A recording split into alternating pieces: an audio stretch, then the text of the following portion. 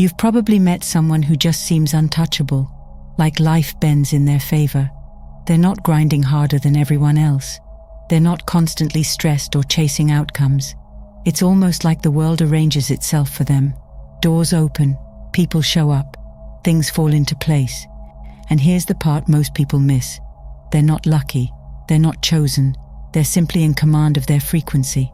They don't wait for reality to give them permission to feel powerful. They broadcast power first, and reality mirrors it back. Most people do the opposite. They wake up, look at their circumstances, and let the physical world decide their internal state. If something goes wrong, they sink. If nothing changes, they shrink. They let matter tell energy what to feel, when in truth, it was always meant to be the other way around. The physical world is the last stage of creation, not the first.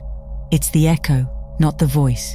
And yet, the majority live reacting to the echo, waiting for proof before believing, waiting for results before embodying, waiting for change before becoming the version of themselves that creates change. That's the loop. I see lack, so I feel lack. I feel lack, so I attract lack. And round it goes, not because the universe is against you, but because frequency has no opinion. It just reflects. Reality is always obeying you, but it's obeying the frequency you're unconscious of, not the desires you consciously wish for. That's why affirmations don't work when the energy behind them is doubt. That's why vision boards fail when the dominant emotion is fear. Frequency is the language reality speaks, not words, not wants, not desperation. That's why some people don't try to manifest. It just happens around them. They're not convincing reality. They're not begging it. They're not negotiating with it. They're embodying a frequency strong enough to override whatever is physically in front of them. They're not obeying the world. They're broadcasting to the field that creates the world. And the universe, by law, reorganizes itself to match. So before anything else, here's the first truth most people never grasp. Your energy is always the cause, and physical reality is always the effect. If the effect doesn't match the life you want, it's not because reality is ignoring you. It's because you're still letting the outside world tune your frequency instead of tuning it yourself. The moment you reverse that, when you decide to feel and believe before seeing, you stop being a servant of reality, and reality starts answering to you. Now, let's pick up from where we left off, because once you stop letting the world dictate your state, something powerful happens. You start realizing that what you call reality isn't actually real in the way you've been taught. It's not this fixed, solid thing that exists out there. It's more like a mirror, and that mirror doesn't show you life as it is. It shows you life as you are. The reflection is tuned to your signal. Change the frequency, and the reflection has no choice but to follow. That's not philosophy, that's physics in motion. You exist inside a vast ocean of energy and potential, an invisible field of infinite possibilities. Think of it like a giant cosmic radio, full of endless stations all playing different songs, each representing a version of your life that already exists. You're not writing the song, you're tuning into one. Your beliefs, emotions, and expectations determine the station you're locked on. And what you call your reality is simply the music playing from that frequency. The problem is, most people are stuck listening to the same painful song because they never realize they can change the dial. Every thought, emotion, and identity you hold is a vibration, a wave moving through this field. Quantum physics has already confirmed this. The Hermetic teachings called it the principle of vibration thousands of years ago. Nothing rests, everything moves, everything vibrates. So when you say, "I'm stuck," it's not true. Nothing in the universe is stuck.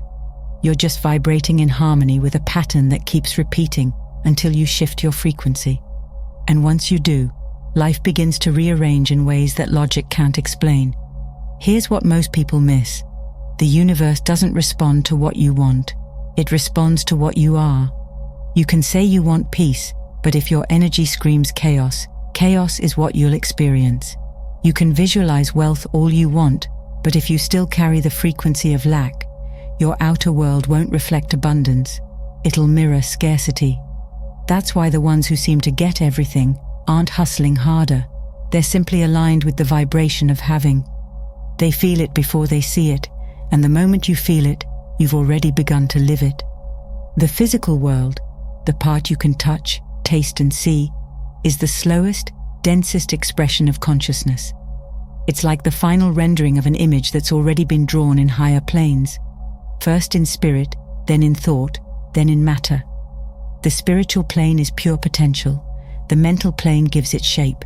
The physical plane only shows what's already been decided. So if you want reality to obey you, you don't start at the bottom. You start at the top, where cause lives. Shift your consciousness, and you've already shifted the blueprint that matter follows. When people talk about changing their lives, they're often rearranging furniture inside the same house of vibration. True transformation happens when you move houses entirely, when you stop reacting to what you see and begin aligning to what you want to feel. You're not trapped by reality, you're simply tuned to a version of it. And the moment you tune higher, into gratitude, calm, confidence, and inner certainty, the old station fades out like static on a dying signal. What replaces it is not luck, not magic, not coincidence. It's just resonance finally working in your favor.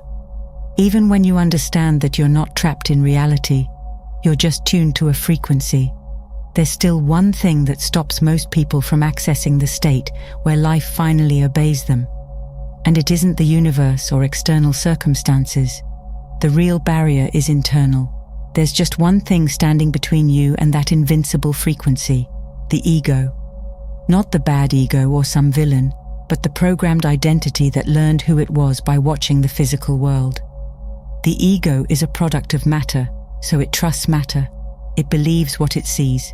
It needs proof before belief, clings to logic, approval, and whatever feels realistic, because that's all it has ever known. It learned very early, if I succeed, I'm worthy. If people approve, I'm safe. If I struggle, life is against me. It got its entire worldview from the lowest dimension of consciousness, physical reality, so of course it doesn't understand how energy bends matter. It was trained to react, not create. That's why the ego constantly pulls you downward, into fear, stress, urgency, chasing, proving. It's not evil, it just doesn't know any better. It was raised by the world, so it obeys the world. And if you stay inside that identity, you'll always have to fight for what already belongs to you energetically. But you're not just the character, you're also the player. The moment you step into awareness, the ego becomes a tool instead of a master. You can use it, shape it, upgrade it, like changing outfits in a video game, and the world around you shifts to match the new version. When Jesus walked the earth, he didn't break the laws of nature. He operated from a higher law. Matter didn't command him, consciousness did. Every ancient text hides the same message. The Antichrist is not a person, but the reactive ego that blocks you from remembering you're the source. And when that ego stops running the show, reality doesn't stand a chance against you. Once you recognize that the ego is just a programmed identity reacting to the physical world, the next step isn't to destroy it, it's to rise above its frequency. Because the moment you stop letting the ego decide your emotional state, something powerful happens. You shift from being created by reality to being the one who creates it. And this is where frequency comes back into full power. You don't make reality obey you by force, effort, or control. You make it obey you by changing what you are vibrating as. Frequency isn't built through trying harder. It's built through state, your emotional baseline, your belief system, your internal climate. The world responds to internal weather, not external effort. That's why two people can do the exact same action and get two completely different outcomes. One is acting from fear, the other from alignment. The universe doesn't respond to what you do nearly as much as it responds to the energy you do it from. So how do you build a frequency reality can't ignore? It starts with no longer letting the outer world define your worth, safety, identity, or expectations. When your value depends on results, success, approval, or timing, your energy stays tied to the lowest plane, matter. But when your value is rooted in being, in consciousness itself, in the fact that you are the one broadcasting the signal reality has to answer to. You detach from the world's reactions and rise above its limitations. That detachment isn't apathy, it's power without permission. The second layer is emotional dominance, not suppression, not pretending to be positive, but choosing the energetic state you want to live from and practicing it before life gives you a reason to. That's the moment you flip the hierarchy. Most people wait for something good to happen so they can feel good, but the ones who bend reality feel first, and the world has no choice but to match. You don't wait for peace to arrive, you broadcast peace. You don't wait for abundance, you vibrate as someone who already has. Emotion sets the frequency, frequency selects the timeline, timeline shapes reality. The final key is surrender, not as a form of giving up, but as a refusal to drop into the ego's old frequency of control. When you stop gripping at outcomes, chasing results, or micromanaging every step, you exit the vibration of lack and enter the vibration of having. That's when intuition, not panic, leads you. That's when aligned action, not desperate action, shows up. And the moment you act from that state, reality rearranges, not slowly, not eventually, but immediately at the energetic level. The physical world just takes longer to catch up. Once you start operating from a higher frequency, when your state becomes steady, clear, and self-created, the ego's last attempt to pull you back is through the question how. How is this going to happen? How will things change? How will I get from here to there? That word might seem harmless, but it's loaded with the vibration of doubt. The moment you start obsessing over how, you've slipped back into the old frequency, the one that believes matter is in charge. You can't rise in vibration while you're still trying to control the mechanics of a universe that's infinitely smarter than your conscious mind. The truth is, you don't make things happen. You align with the version of yourself to whom they're already happening. Your frequency is what chooses the outcome, not your strategy. The universe responds to energy, not effort. And when you try to calculate the how, what you're really saying is, I don't trust that energy alone can move reality. But every spiritual text, every quantum discovery, and every miracle in history says otherwise. With man, this is impossible, but with God, all things are possible. In that ancient phrase, man represents the limited logical mind, the ego still trying to obey the visible world. God represents the infinite frequency of creation, which already knows every possible route from where you are to where you're meant to be. Surrender doesn't mean you stop caring. It means you stop interfering. You let your energy lead. You focus on your state, calm, open, abundant, and allow life to unfold from that vibration. You'll notice something strange when you do. Things start working out without you forcing them to. People call it synchronicity, coincidence, or luck.